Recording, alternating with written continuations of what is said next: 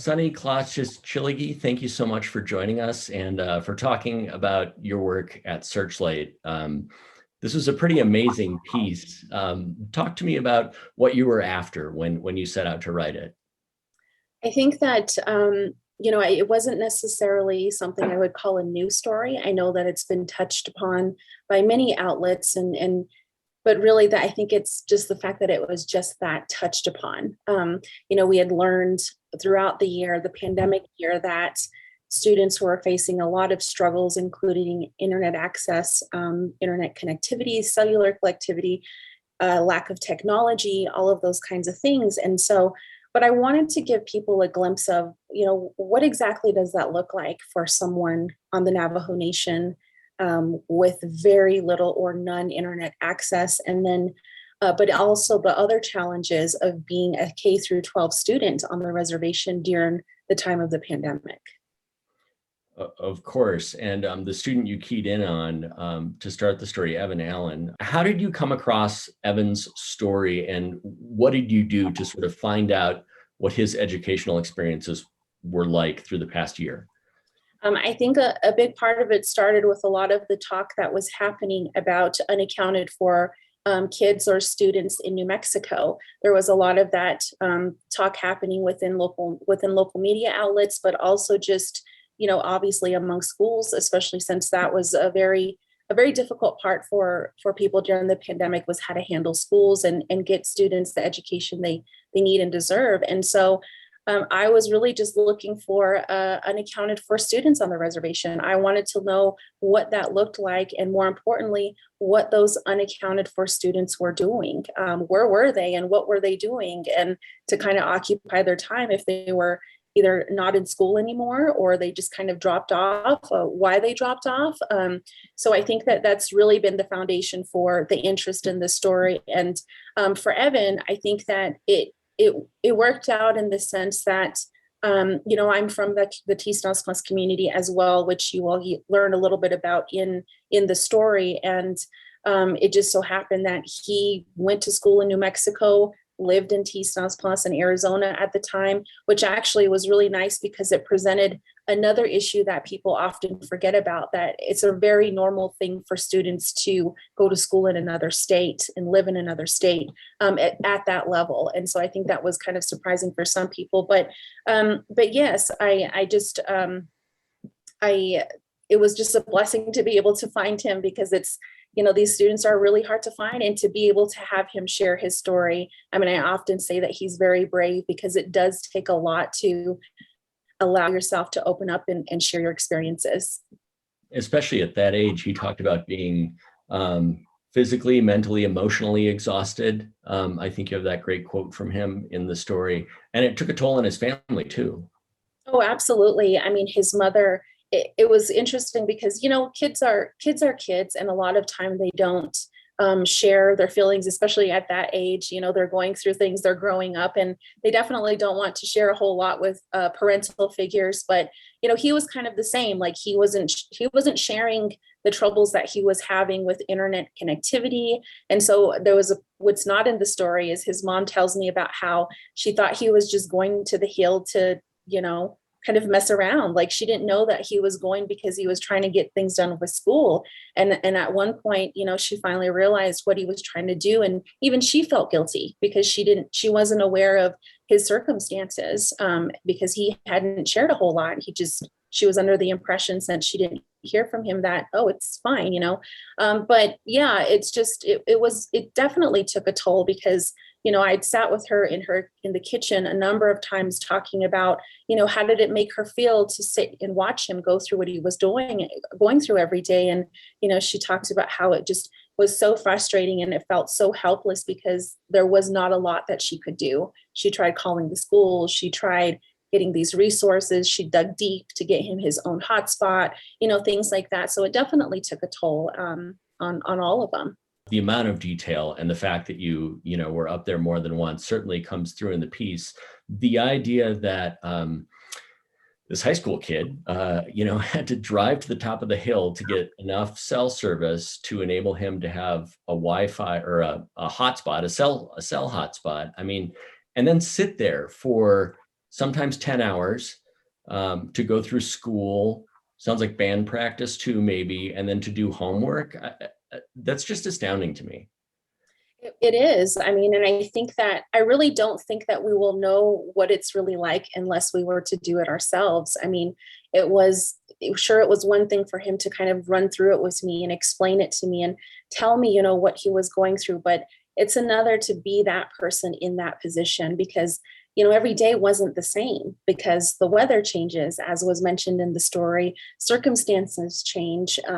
You might have technology troubles, you might have animals running around your vehicle. I mean, it's pure desert there, high desert. So there's a lot of things that could happen. And so it was more than just him going to school and doing the things that you would do in school. It was all the other things that you have to do to make sure that you stay in school, if that makes any sense. And so there was just so many more factors. It wasn't just about, okay, I need to do my homework, I need to do my schoolwork. It was worrying about things that we often worry about as adults or that we kind of take for granted, the everyday accessibility things. I think one thing mentioned in the story is that, his mother felt really heartsick about the fact that other students had a lot of conveniences, and that could be something as simple as being in a house doing your homework. That's a convenience that he did not necessarily have. And so, can you imagine playing your instrument in the back of a truck while it's snowing outside or it's raining or, whatever it is that the case is. So, it's every aspect of what he's gone throughout the school year, working and doing homework from where he was at is just incredible. Nothing short of incredible. Sure. It's hard not to get choked up thinking about everything that he went through. One of the things that I really liked about the story was it, of course, wasn't just Evan. You point out that it's an underestimate likely, but more than 23,000 Native students are without reliable internet or cellular hotspot access. I can't imagine what that does to the educational experience. What did you find out? Well, it was really disheartening because I wanted to understand what that was like for students who perhaps just dropped out or, that were unaccounted for. And that's honestly how this story started. I think that not long ago, the state or local outlets were talking about these unaccounted for children or students. And I wanted to know what that looked like on the Navajo Nation. And the bigger question was, where are they and what are they doing? And so what I found was through Evan, which is he's quoted in the story saying that he knew of classmates who just simply stopped coming to class. He knew of some that when the fall semester came, they just decided not to sign up.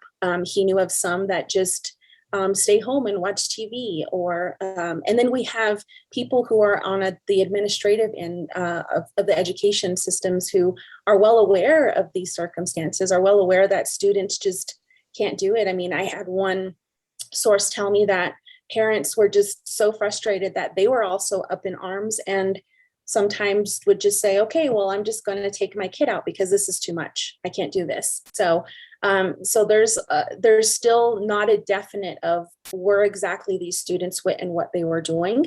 But I can tell you that from the other family mentioned in the story, the Marianos, they talked about how, which wasn't in the story, but how when their kids weren't given the technology, that they just had their kids do housework or work on projects until they got that. And so I kind of imagine that that's what some of those kids were doing who were at home.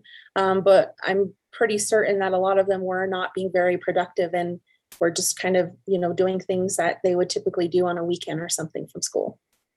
And it strikes me that the difference between, say you're in a home that has reliable high-speed internet, you can learn quite effectively for 40 minutes. And I have no doubt that there are other students out there and other families who are also doing projects around the house and things like that you just kind of normally do during the day if you're at home.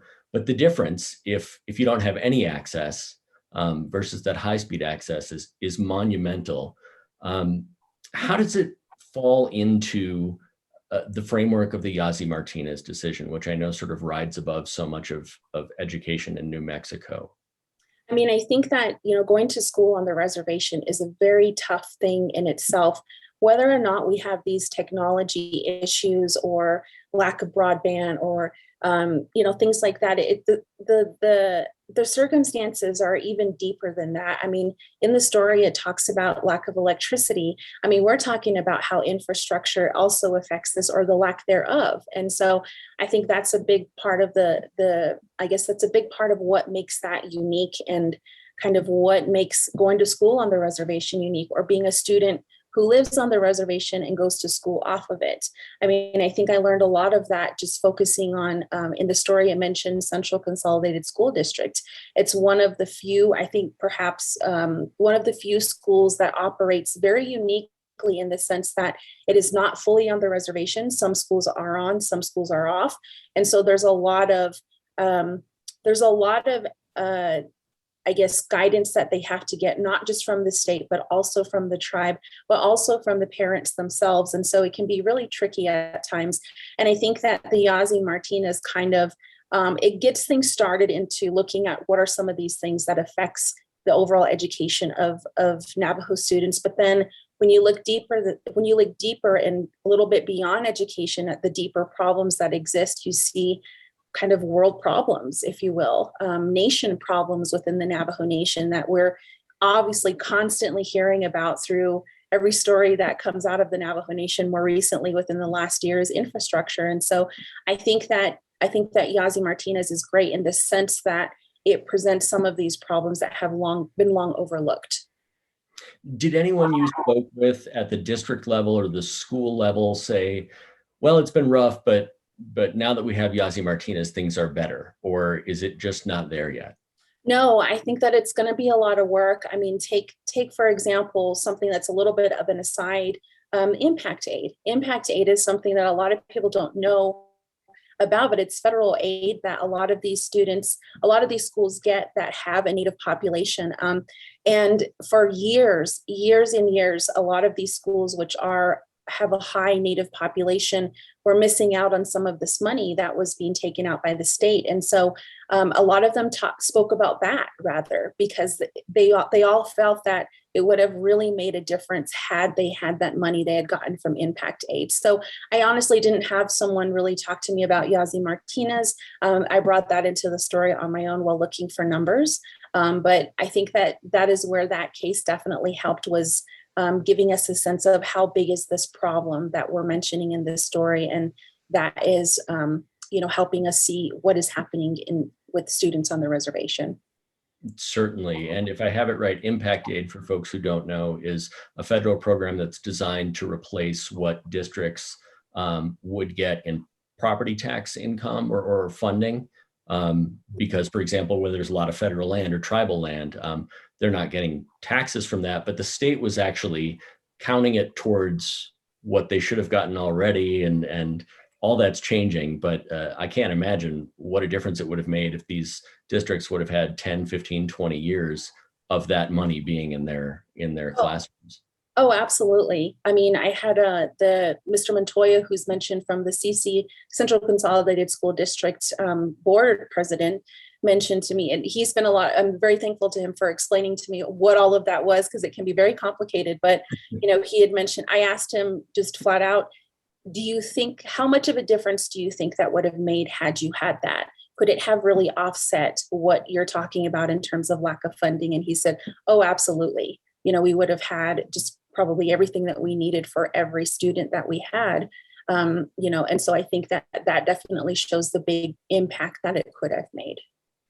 Well, Sunny, it's a great read, and we'll make sure to post a link to it. But thanks so much for all your time. Thank you for having me.